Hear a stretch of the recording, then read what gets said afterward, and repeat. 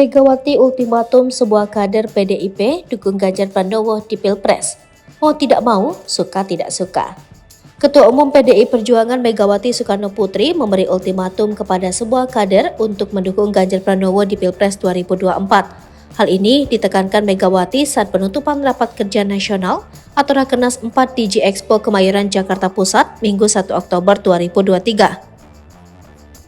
Said menjelaskan seluruh kader wajib memenangkan Ganjar Pranowo sebagai bakal calon presiden 2024. Mau tidak mau, suka tidak suka, maka keputusan final adalah Ganjar akan memenangkan Pilpres 2024 yang akan datang. Hanya Ganjar dan Ganjar Presiden 2024, ucap Said.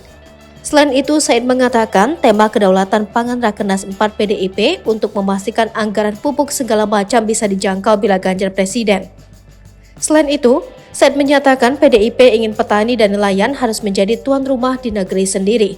Sebelumnya, Ketua DPP PDIP Puan Maharani menekankan tentang pentingnya kesolidan demi target suara PDIP pada pemilu 2024 lebih tinggi dibandingkan kontestasi politik sebelumnya. Puan juga menekankan tentang cita-cita PDIP dalam berpolitik ialah menyejahterakan masyarakat. Tak hanya itu, Ketua DPP PDIP itu menekankan kepada kadernya untuk setia kepada cita-cita partai dan tidak menyerahkan ketika muncul beragam ujian.